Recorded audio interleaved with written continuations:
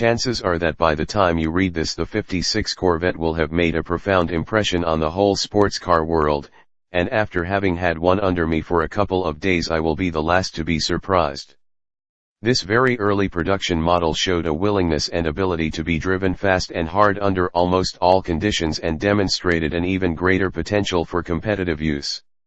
In my opinion, the Corvette as it stands is fully as much a dual-purpose machine as the stock Jaguar, Triumph, or Austin Healey.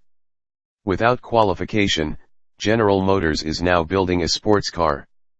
Unfortunately, at this writing, accurate information both on the Corvette itself and on their future plans is not available, and the air is rife with rumor.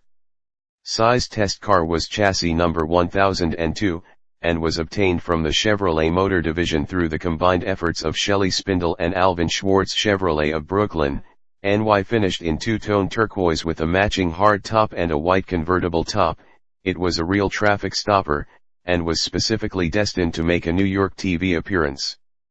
As such, it had the full range of options, including white walls, the hard top, power windows, radio, heater, and windshield washer.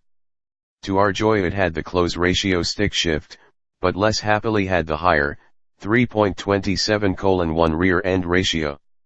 It was, all in all, a lot of car, and I regret that at this time Chevrolet was not ready to discuss prices. There is little question, though, that it is to be competitive with the Thunderbird. Now that the dual-purpose claim has been made, it should be backed up. Those accustomed to GM products may tend to take the creature comforts for granted, but any owner of an older Corvette will readily testify that those cars could be uninhabitable at times. Much effort has been expended to rectify this, and it has paid off in full. Entry and exit over the wide sill on the passenger side is easy, for a sports car, but as the driver slides under the steering wheel he becomes aware of one of the car's few major faults. While it is handsome, and provided with more than enough finger ribbing, the wheel is too close to the driver and is non-adjustable.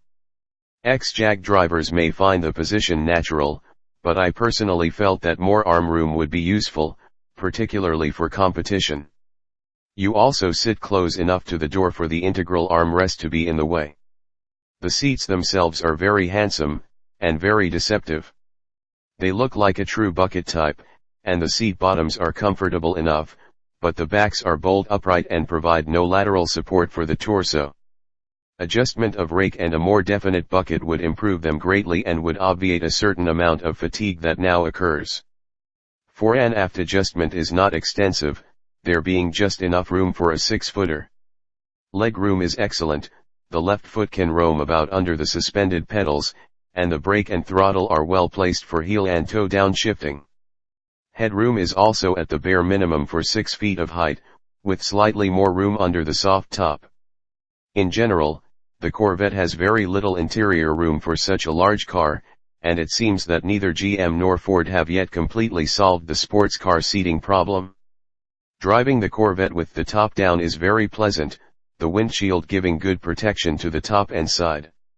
You sit high enough to rest your elbow comfortably on the door, if so inclined. The power windows are handy and reliable, but the power-operated top qualifies as the most fascinating mechanism I have seen on any car. The lid rises, the top emerges, and the lid closes again as the control button is pressed. You must then pull down and clamp the back window section by hand, and close 2 front latches. It's all very easy, and the finished product is attractive and tight. It can be stowed away just as simply.